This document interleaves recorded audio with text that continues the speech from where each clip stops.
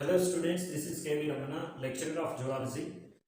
So the continuity of the tidal volume is inspiratory reservoir. Okay, in the last lecture we have completed about the tidal volume.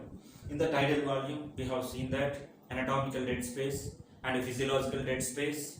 At the same time, in pulmonary ventilation and alveolar ventilation rate also we have seen. Now we are going to continue about the inspiratory reservoir. What is meant by inspiratory reservoir? Inspiratory reservoir, it is abbreviated form is IRV. The additional that means other than the tidal volume, the meaning is in additional or extra volume of air, a person can inspire by forceful inspiration. That means, for example, the person taking the air, right? So I am taking the normal air. This is a tidal volume.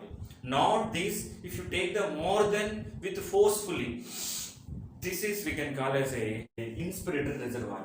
Inspiratory reservoir is nothing but it is a normal respiration. During normal respiration, you are taking some amount of air inside the lungs. Not only that, if you take forcefully, that is the amount of air addition to the tidal volume, that we can call as a inspiratory reservoir.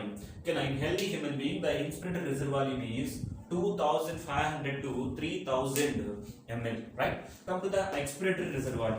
Expiratory reservoir, it is showing in the ERV. It is defined as the additional or extra volume of air a person can expire. The person can expire by forceful expiration, right? It is opposite to the inspiratory reservoir. For example, normally I am expired some amount of air.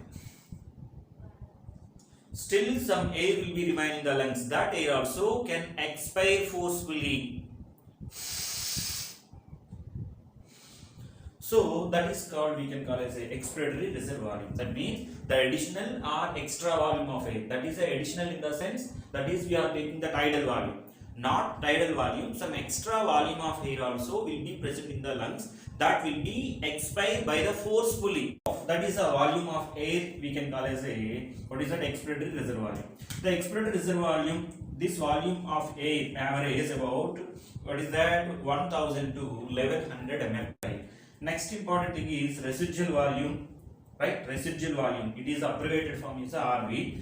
Residual volume is defined as the volume of air which remains in the lungs even after forceful expiration, right? After forceful expiration also some amount of air will be remain in the lungs. That we can call as a, that volume of air is called as a residual volume. Once we see that these four volumes very clearly, then we have to conclude it. The first one is tidal volume.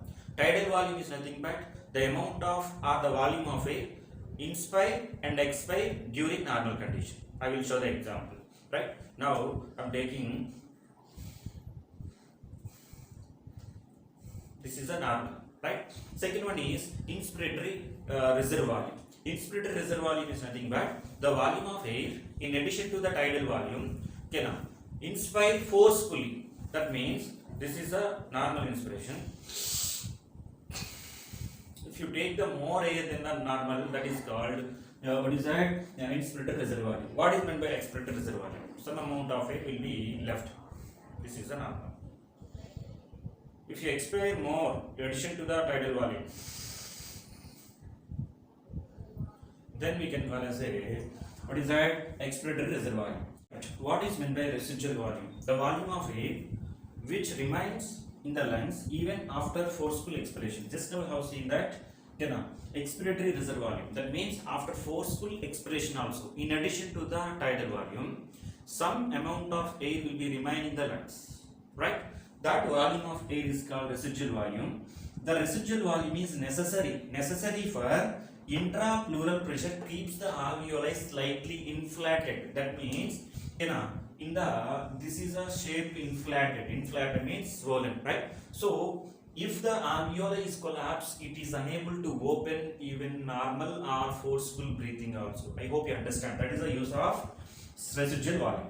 And one more important thing is, among these four volumes, residual volume cannot be measured by the spirometer. Spirometer is a device which helps to know about, right, the pulmonary volumes. You can find the tidal volume, it is about the 500 ml. we can find the inspirator reserve volume. It is about the 2500 ml to 3000 ml, and we can find the expirator reserve volume. It is about the 1000 to 1100 ml of air. But we cannot find the air which is remaining in the lungs, right? Some other instruments which we can be used to know about the residual volume, but spirometer cannot be useful for measure the residual volume. Very important, right? So residual volume is necessary for the inflated condition, slightly inflated the alveoli, right? I hope you understand. So in the next session, that's the next episode, will be continued by the pulmonary capacities, right? Till now I have completed up the pulmonary volumes. Thank you.